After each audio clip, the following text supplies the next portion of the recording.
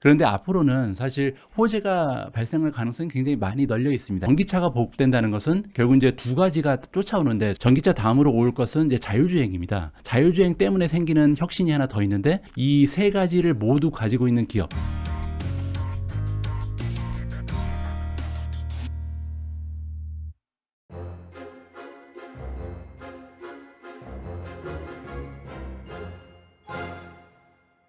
네, 미국 주식으로 은퇴하기 미주은 대표님 모셨습니다. 안녕하세요. 예, 안녕하세요. 반갑습니다. 오랜만입니다. 잘 지내셨죠? 잘 지냈습니다. 대표님 또 웃는 모습 보니까 또 최근에 장이 쉽지만은 않은데 그럼에도 불구하고 또 기분이 좋아지는 그런 시간인 것 같습니다. 고맙습니다. 네. 사실 한국 같은 경우에는 작년 하반기부터 좀 안 좋았고요. 미국 같은 경우에는 작년 말, 올해부터 이제 본격적으로 좀 안 좋아지기 시작하면서 거의 한 7, 8개월간 지금 부진한 그런 시장이 이어지고 있는 상황이에요. 그래서 사실 많은 투자자들이 좀 힘들어하고, 그 다음에 또 저희처럼 이렇게 또 투자 관련 콘텐츠를 제공하는 저희 입장에서도 사실 좀 곤란한 그런 부분이 좀 많았던 걸로 알고 있는데, 다행히도 약간 좀 7월 저점을 찍고 좀 어느 정도 반등이 많이 나온 상황이에요. 근데 그러다 보니까 이 상황에서 이거 계속해서 주식을 보유를 해야 되는지, 좀 더 팔고 약간 좀 관망을 해야 되는지 투자자들이 고민이 많은 시점이라고 생각을 합니다. 그 대표님께서는 어떻게 보시는지 좀 궁금하거든요. 글쎄, 저는 앞으로 이제 미국 증시는 이렇게 될 것이다, 이렇게 예측을 하는 자체 때문에 우리 투자 활동이 좀 어렵게 된다라고 생각을 하는 주의거든요. 미국에는 그 13F5라는 게 있습니다. 이걸 들어보셨는지 모르겠는데, 그 헤지 펀드들 있잖아요. 우리가 보통 큰 손이라고 부르는 그 스마트 머니들. 그 스마트 머니들 중에서 1억 달러 이상의 자금을 운용하는 헤지 펀드들은요, 3개월에 한 번씩 그들이 가지고 있는 포트폴리오의 변화를 이렇게 대중한테 공개를 해야 돼요. 그래서 저 같은 경우는 이제 13F 파일이 3개월에 한 번씩 나올 때 이제 그 가장 인기 있는 헤지 펀드들이 어떤 종목을 사고 어떤 종목을 팔고 이런 걸 가지고 이제 그 컨텐츠를 만들어서 미준 채널에 공유를 하거든요. 이번에 굉장히 재밌는 게 하나 있었는데, 그 마이클 벌이라는 사람이 있습니다. 네네. 그 빅쇼트로 유명한 사람이잖아요. 맞아요. 그 주인공이잖아요. 예. 네. 근데 이제 마이클 버리의 13F 파일이 공개가 됐는데, 이 사람이 한 종목 빼고 다 팔아버린 거예요. 4월부터 6월 사이에.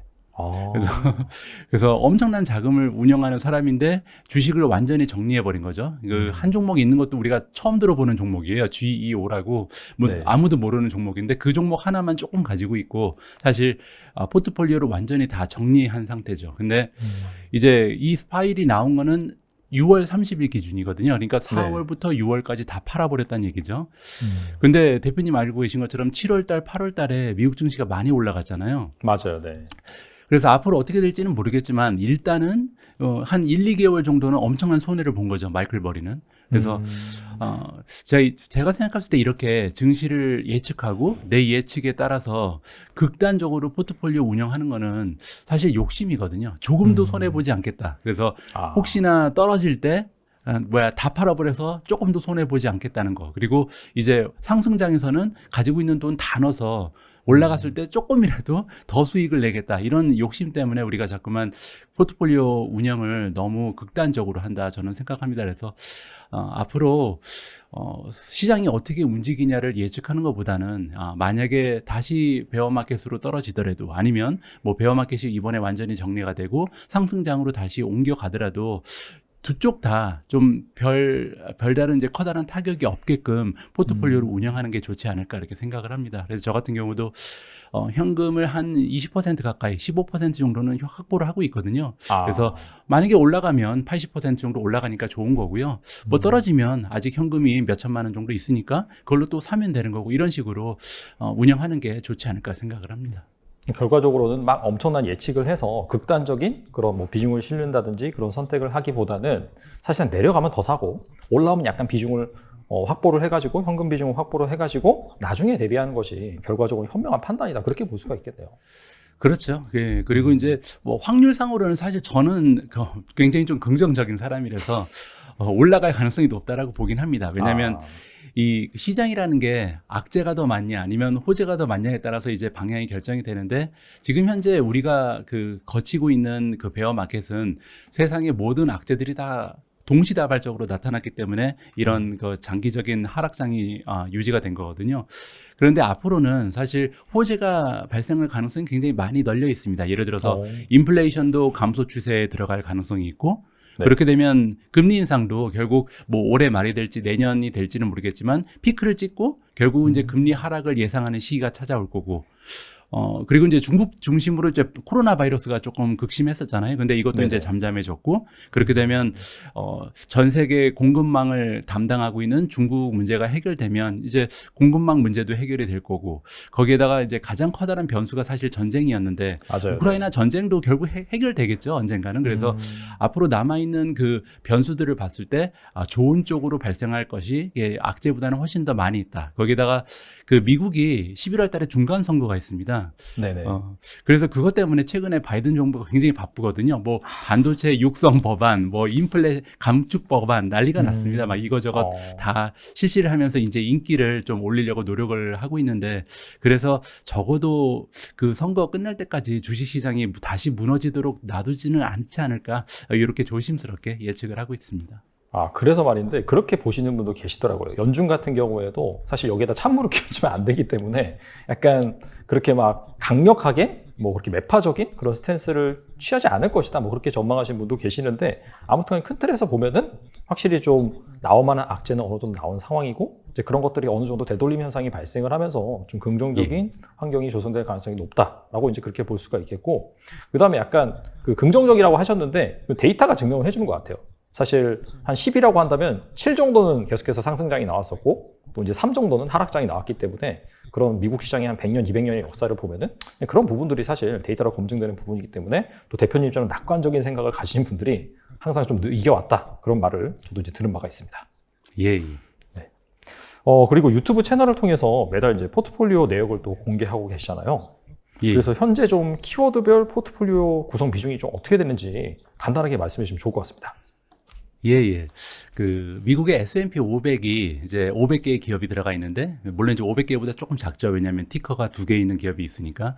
근데 그 500개의 기업을 11개의 섹터로 나누어 놨거든요. 이제 저 같은 경우는 대부분 다 기술직이기 때문에 섹터로 안 나누고 키워드로 나눕니다. 그래서 저도 11개의 키워드가 있는데요. 그 키워드 중에서 가장 지금 투자 자금이 많이 들어가 있는 키워드는 인공지능입니다.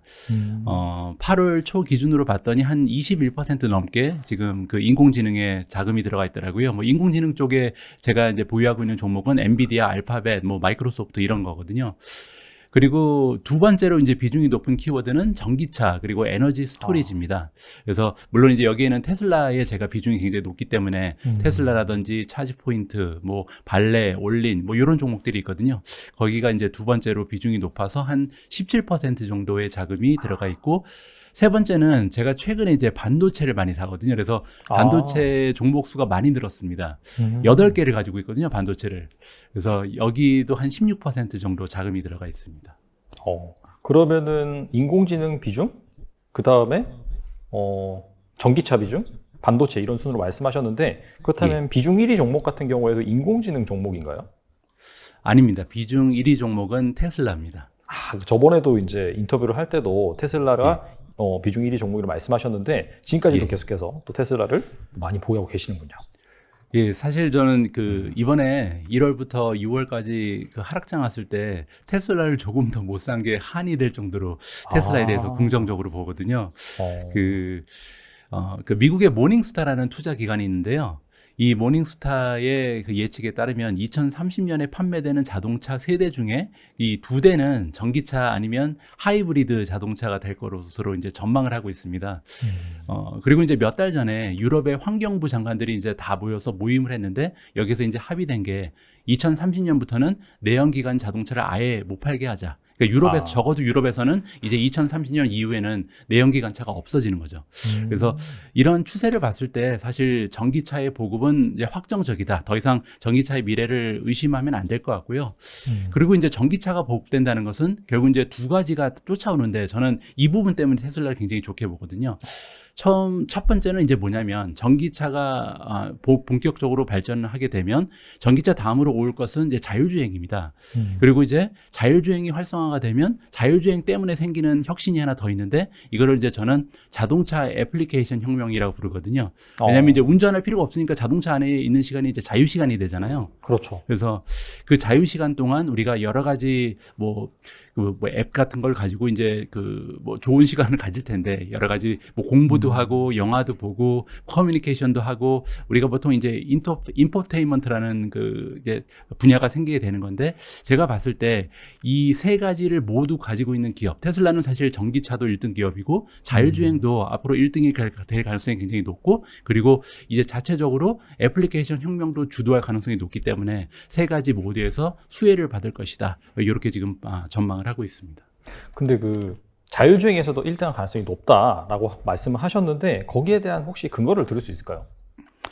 마일리지죠.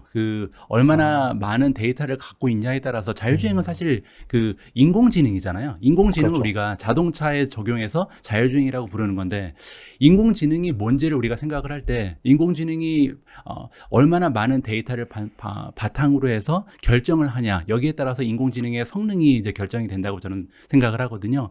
그래서 지금 현재 얼마나 많은 자동차가 도로 위를 달리고 있는가. 물론 최근 들어서는 이제 가상현실에서 엔비디아 같은 경우는 아예 가상현실 안에서 자율주행을 좀 발전시키는 그런 모습을 보이고 있긴 합니다. 하지만 실제로 도로 위에서 달리면서 데이터를 확보를 하고 그리고 이제 실수도 하게 되고 이제 운전자가 계속 개입을 하면서 자율주행이 제대로 작동하지 않을 때는 이 개입하면서 이제 바꿔주거든요. 그러면 그 개입한 데이터를 가지고 또 한 번 또 다른 하나의 한 단계를 또 올려줄 수 있는 그런 계기가 마련이 되고 이런 식으로 너무나 많은 자동차가 이미 도로 위를 주행하고 있기 때문에 이 자율주행 쪽에서도 테슬라를 능가할 기업은 없다라고 저는 생각을 하고 있습니다.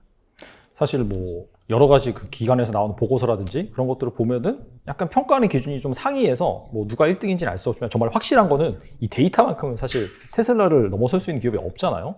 예. 그런 부분에 있어서는 확실히 좀 경쟁력을 가지고 있다라고 생각이 되고